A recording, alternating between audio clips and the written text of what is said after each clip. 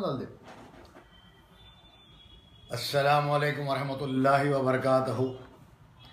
मैं शहबाज अहमद ख़ान, सदर all India Heera victim association Hyderabad head office से मैं बड़े अफसोस के साथ और दुख के साथ इस बात का ऐलान कर रहा हूँ कि हीरा ग्रुप ऑफ कंपनीज़, जिसमें हीरा टेक्सटाइल्स, हीरा गोल्ड एक्जिम लिमिटेड, हीरा रिटेल्स, हीरा फिन कैपिटल, हीरा ग्रेनाइट, हीरा गोल्ड एक्जिम लिमिटेड, 19 ऐसे कंपनियां चलाने वाली पॉन्जी स्कीम की मालिकिन सर्वेंट मोहतरमा नोहेरा शेख को आज इकोनॉमिक ऑफेंस टीम और central crime station Hyderabad CCS के DCP जनाब अविनाश मोहंती साहब की ज़ेर निगरानी ACP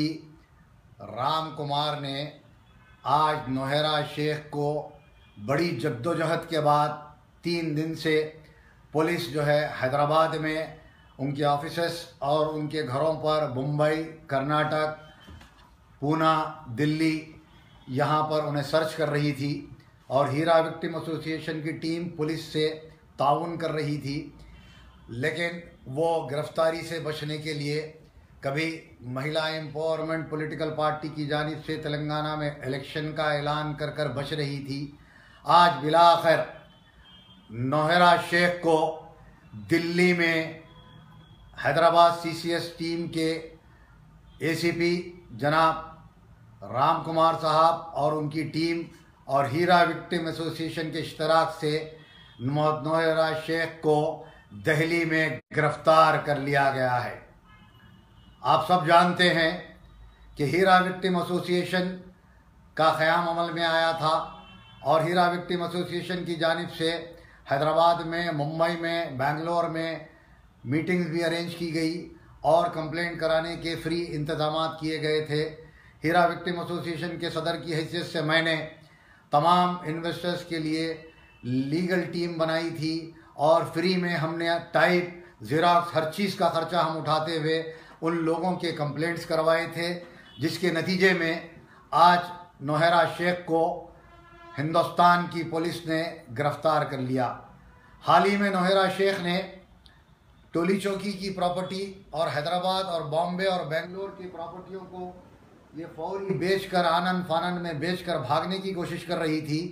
हमने 3 दिन पहले टोली चौकी की 7,000 से 9,000 गज ज़मीन जो प्राइड इंडिया सनूबर बेग को फ़र्जी तौर पर बेची गई, उस ज़मीन को हमने एक्सपोज किया था और हिंदुस्तान की हुकूमत, महाराष्ट्र, कर्नाटक और तेलंगाना की हुकूमत को हमने रिप्रेजेंटेशन दिया था कि ये ज़मीनों को बेच रही है और 220 करोड़ में सनूबर बेग ने उसको ख़रीदा। जबकि हमने हैदराबाद के उन तमाम बिज़नेस के ख़ानदानों को हमने इस बात से मुतल्ला किया था कि जो भी हीरा गोल्ड की और उसकी ट्रैवल पॉइंट वालों की ज़मीनों को और प्रॉपर्टीज़ को ख़रीदेंगे, वो लोग ख़ुद उसके ज़िम्मेदार रहेंगे। आज नतीजे के तौर पर इंशाअल्लाह हम पुलिस से बात कर रहे हैं, वो प्रॉपर्टीज़ को भी जो नोहेरा के हीरा विक्टिम एसोसिएशन इस तरह 2010 में हमने इनके ख़िलाफ़ काम चालू किया था कि ये पॉन्जी स्कीम है और इसमें इन्वेस्ट करने वाले एक दिन परेशान हो जाएंगे।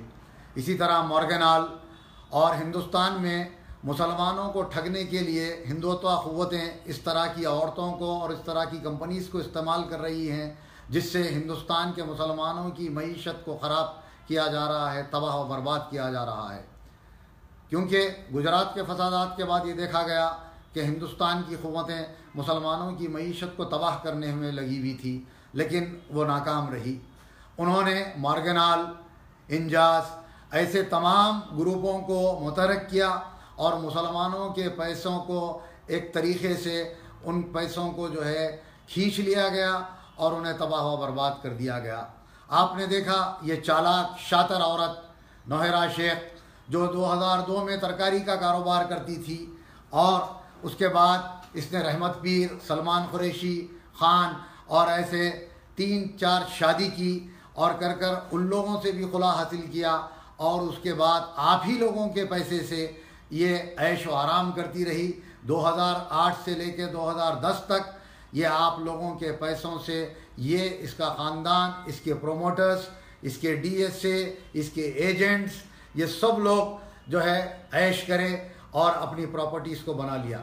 तो मैं हिंदुस्तान के तमाम इन्वेस्टर्स और बर्र सग़ीर अमेरिका, यूरोप के तमाम इन्वेस्टर से गुजारिश करता हूँ कि फ़ौरी तौर पर अपने मुतल्लिक़ा पुलिस स्टेशनों में रब्त पैदा करें और आज उठें, आप लोग उठकर हीरा के ऑफिसों पे जाके कब्ज़ा ले लें, वरना वो भी प्रॉपर्टी वो बेच सकती है बेनामी तौर पर। इसीलिए उठिए और जाइए, जाकर हीरा के ऑफिसर्स पर अपना कब्ज़ा जमाइए। जिस तरह कल जो है अंधेरी में वहाँ के चंद इन्वेस्टर्स ने प्रॉपर्टी पर कब्ज़ा जमाया, उसी तरह केरला में, बेंगलोर में, मुंबई में, पुणे में, हैदराबाद में तमाम लोगों से मैं गुजारिश करता हूं कि इसके प्रॉपर्टीज़ पर जाएं, जाकर इसके प्रॉपर्टीज़ पर बैठ जाएं ताकि आपके पैसे आपको वापस मिल जाएं। ये हाई कोर्ट में मेरे ख़िलाफ़ ऑर्डर्स लाती रही। मेरे ख़िलाफ़ 2010 में नोहेरा शेख ने एक रेप केस डाला था हुमायूं नगर पुलिस स्टेशन में। सबसे पहले मेरा वाक़या आप लोगों को सुना देता हूं कि मुझे बदनाम किया गया, मेरी किरदार कशी की गई, लेकिन मैंने अल्लाह पर भरोसा किया, अल्लाह उसके रसूल पर भरोसा किया और अपने काम को आगे बढ़ाया। मुझे ख़रीदने की कोशिश की गई, मुझे 10 करोड़ का ऑफ़र देकर मेरी ज़बान पर पाबंदी आयद करने की कोशिश की गई। कई लोग, जिसमें हैदराबाद के लैंड ग्रैबर्स, हैदराबाद के बिज़नेस के ख़ानदान इसमें मुलव्वस थे, उन लोगों ने मुझे मजबूर करने की कोशिश की कि अगर तुम नोहेरा शेख से कॉम्प्रोमाइज़ नहीं करोगे, अपने सोशल मीडिया के अकाउंट्स के इसके ख़िलाफ़ जो है अगर पोस्ट नहीं, अगर डालना बंद नहीं करोगे तो मैं कत्ल कर दिया जाएगा। मुझे कत्ल करने की भी साजिश रची गई, मुझे ख़रीदने की कोशिश की गई, मेरे घर वालों को डराया गया, लेकिन उसके बावजूद मैं अल्लाह और उसके रसूल की ताकत के साथ मैं अपनी चीज़ पे डटा रहा और मैं इनसे मुकाबला करता रहा। आपने देखा इससे पहले मुझ पर 100 करोड़ का डेफर्मेशन केस डाला गया, जिसमें 1 करोड़ रुपए जिसकी सिर्फ फ़ीस होती है वो फ़ीस दाखिल कर कर मेरे ऊपर हाई कोर्ट में डेफर्मेशन केस डाला गया। सिटी सिविल कोर्ट में मेरे ऊपर 10 करोड़ का एक डेफर्मेशन केस डाला गया। उसके बाद मेरे सोशल मीडिया के अकाउंट्स को बंद करने के लिए फ़र्जी तौर पर कोर्टों से मेरे ख़िलाफ़ ऑर्डर्स लाए। उसके बाद भी मैंने डरा नहीं और मैं मुकाबला करता रहा। और इसी तरह मैं फ़ेसबुक पे आकर इन स्कीमों को जो है मैं चेंज कर, इसके लिए मैं लोगों को एक्सपोज करता रहा। मैं उन तमाम भाइयों से जिन्होंने फ़ेसबुक पर इस स्कीम को एक्सपोज करने के लिए आगे आए, अल्लाह उन्हें जज़ाए खैर दे, अल्लाह उनको ताकत अता करे, अल्लाह उनकी औलाद को खुश रखे, जिन्होंने हिंदुस्तान के इससे सबसे बड़े स्कैम को 75,000 से लेकर 1,000 करोड़ का स्कैम, हिंदुस्तान के 50 साल का ये सबसे बड़ा स्कैम है, जिसमें अफसोस की बात है कि हिंदुस्तान के मुसलमान मुलव्वस हो गए। यानी कि औरतों को ये कहा गया कि आप लोग आगे आइए, आप लोगों को काम करना चाहिए और आप लोगों को तरक्की में बराबर शामिल होना चाहिए। क्या तरक्की कराए आप इन औरतों की ज़िंदगी को ख़राब कर दिए। कोई बूढ़ी औरत तड़प रही है कि मेरे पैसे कहाँ हैं, कोई लंगड़ा लूला जो है तड़प रहा है मेरे पैसे कहाँ हैं। कई औरतों के पास पैसे नहीं हैं, बच्चों के दूध के, स्कूलों के फ़ीसों के, अपनी प्रॉपर्टीज़ को बेचकर, क्रेडिट कार्डों से घर का लोन लेकर लोगों ने इस जलील औरत पर भरोसा कर कर इसके अल्लाह रसूल के जो इसके तकारीर थे और वो उलमा, वो झूठे उलमा जो नौज़ बिल्लाह उलमा को कुछ कहना जो है गुनाह है, लेकिन मैं उन ख़रीदे हुए सोकाल्ड उलमा से कहूँगा कि जिन्होंने जैसा कि आखिल जिद्दा, मेराज रब्बानी, अरशद मदनी और ऐसे तमाम आखिल जिद्दा, ये लोगों ने लोगों को उकसाया और इसमें जो है पैसे लगा दिए और मुसलमानों की मईशत को तबाह व बर्बाद कर दिया। आज इसकी गिरफ्तारी अमल में आ चुकी है। लोग, मैं देख रहा हूँ, लोग कमेंट कर रहे हैं कि इस बात का क्या यकीन है कि इसकी गिरफ्तारी हुई या ना हुई। तो मैं आपको चंद चीज़ बताऊँगा कि ये इनका हीरा इन्वेस्टमेंट का इनका ब्रोचर है। आप इसमें देखेंगे कि इन्होंने इसमें 40% प्रॉफिट देने का वादा करते हुए लोगों को इसमें उकसाया और ये ब्रोशर के ज़रिए मैं पुलिस से भी कहूँगा कि इसके तमाम 19 कंपनियों के तहत इस पर मुकदमे दर्ज कर कर इसको जेल से बाहर ना आने दिया जाए, ताकि जब तक के इन्वेस्टर्स के पैसे वापस नहीं आ जाते ये और इसके प्रोमोटर्स और इसके डीएसए और इसके एजेंट के खिलाफ फौरी कंप्लेंट करें, ताकि इन लोगों की गिरफ्तारी फौरी तौर पर अमल में आए। मैं आपको बताता चलूँ, मैंने नेशनल ह्यूमन राइट कमीशन में ये कंप्लेंट किया था। ज़रा इसको अच्छा लो आप, ताकि लोगों को पढ़े जा सके।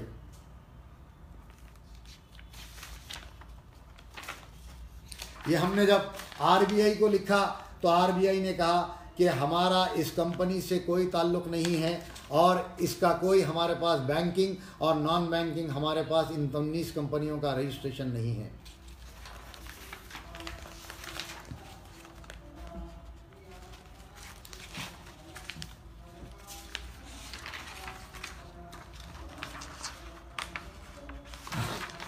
सबसे पहला एफआईआर इनका 2018 में जो है बंजारा हिल पुलिस स्टेशन में इनके ऊपर 300 कंप्लेनों पर यह एफआईआर किया गया था, जिसके तहत इनकी गिरफ्तारी अमल में आई।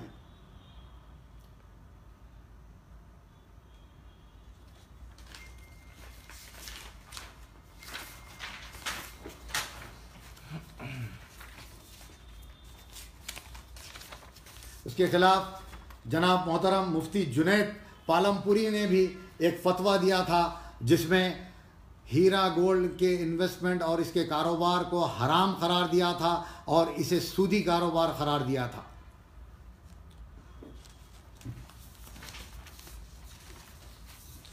उसके बाद जुमेतुल अहले हदीस के मदनी साहब सदर जो थे, उन्होंने इसके खिलाफ एक कंप्लेंट किया था, जिसमें नौहरा शेख ने अहले हदीस हजरात के ऑफिस पर हमला करवाया था और अहले हदीस के अमीर जनाब मदनी साहब को जान से मारने की धमकी दी थी।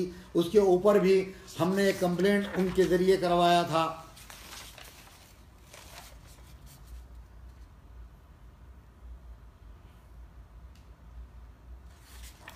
उसके बाद ये आप लोगों से कहती चली आई कि मैं इंटरेस्ट फ्री वर्ल्ड बना रही हूँ, लेकिन ये खुद जलील औरत, आप देखिए ये देखिए ये डॉक्यूमेंट्स, इसमें साफ तौर पर लिखा है कि ये इंडियन ओवरसीज बैंक से 4 करोड़ के मुकदमे में ये मुकदमा लड़ रही थी। यार अच्छा लो, खरीद जाके लो।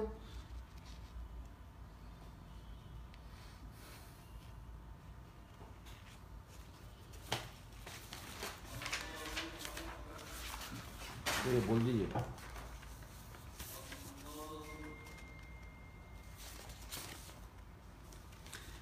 दो 2010 में जब मैंने इनसे सवाल किया था कि आपकी स्कीम एक पॉन्जी स्कीम है और आप यहाँ पर हमारी बिल्डिंग के ऊपर मुसलमानों को धोखा नहीं दे सकती, मैंने इन्वेस्टरों को रोका और उनसे कहा कि यह पॉन्जी स्कीम है, तो इस जलील औरत ने क्या किया, ये एफआईआर देखिए।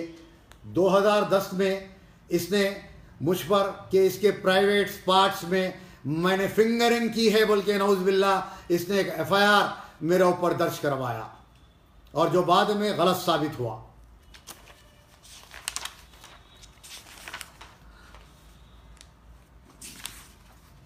आप इसका साइन शुदा कंप्लेंट पढ़ सकते हैं, पर पूरा पढ़ो भाई लाइन से।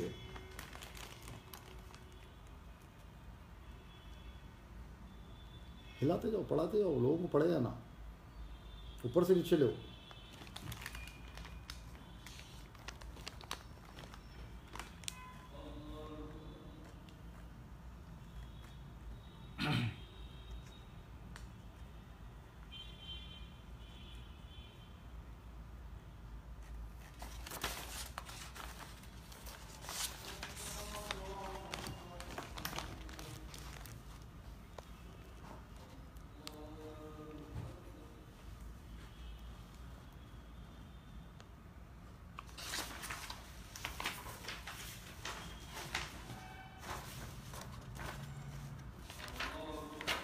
उसके बाद 100 करोड़ का जो मेरे ऊपर डेफर्मेशन केस डाली थी ये भी देखिए।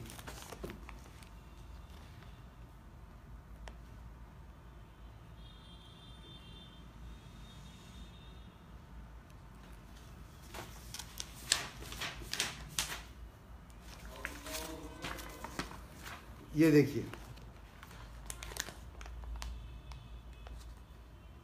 यानी कि मैं इसके स्कीम्स को एक्सपोज कर रहा हूँ, तो मुझे कोर्ट में 1 करोड़ रुपए भरकर मेरे ऊपर डिफॉर्मेशन केस ये डाली थी।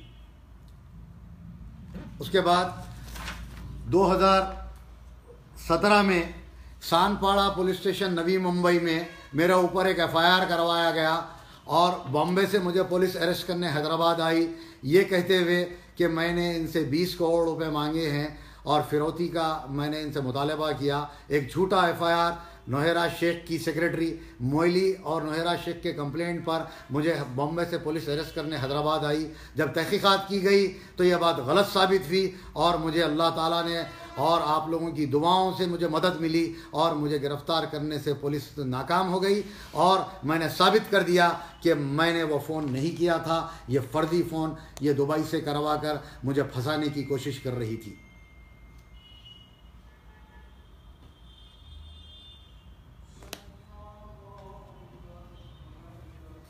ये सानपाड़ा पुलिस स्टेशन का जिसका FIR number crime number 1126 of 2017 dated 12/10/2017 filed under section 384 and 599 of IPC Nowhera Shaikh complainant है। मैंने ये जवाब दाखिल किया और मैं गिरफ्तारी से बचा अल्हम्दुलिल्लाह।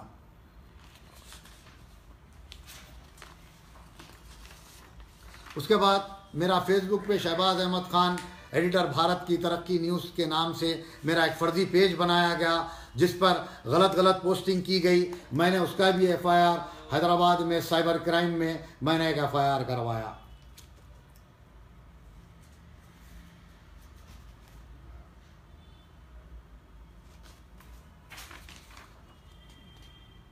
ये मुझे सानपाड़ा पुलिस स्टेशन से कंप्लेंट जो मेरे ऊपर एफआईआर हुआ था उसकी एक नोटिस दी गई थी।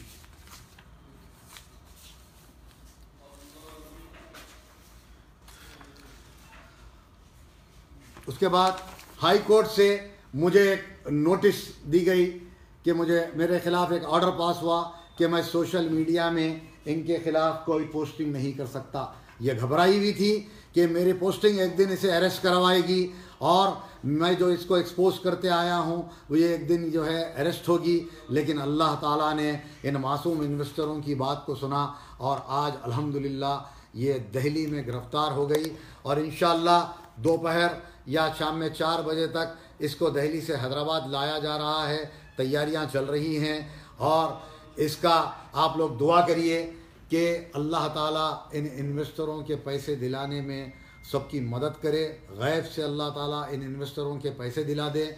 या अल्लाह इन इन्वेस्टरों के पैसों को दिलाने में मदद फरमा। या अल्लाह जो लोग परेशान हैं या अल्लाह उनकी मदद फरमा। या अल्लाह जो लोग अपने बैंक घरों को बेचकर अपनी बची कुची इमदाद, बेवा औरतें, अपने मासूम बच्चों के फ़ीसों के लिए या अल्लाह जो लोग पैसे डाले हैं या अल्लाह उनके पैसे को दिलाने में गैब से मदद फरमा। मेरे भाई, मैं तमाम हिंदुस्तान के मुसलमानों से दुआ अपील करता हूँ कि दुआई इज्तिमा करें और ये इन्वेस्टरों के पैसे वापस मिलने के लिए अल्लाह की गैब की इमदाद के लिए करें, क्योंकि यकीनन अल्लाह ताला कारसाज है, अल्लाह ताला सुनने वाला है, अल्लाह ताला 70 माओं की मोहब्बत रखने वाला है। अगर आप लोग सब मिलकर इज्तिमाई दुआएँ करेंगे तो इंशाअल्लाह ये पैसे मिलने में आप लोगों की मदद होगी। और हीरा विक्टिम एसोसिएशन अपनी तरफ से आपकी फ्री इमदाद कर रही है और हमारा किसी भी कोई वकील, कोई एजेंट या किसी से हमारा कोई ताल्लुक़ नहीं है। हम जो हमारा काम कर रहे हैं सिर्फ इन मुसलमानों की इमदाद के लिए और इन्वेस्टर्स के पैसे वापस लेने के लिए काम कर रहे हैं। मैं फौरी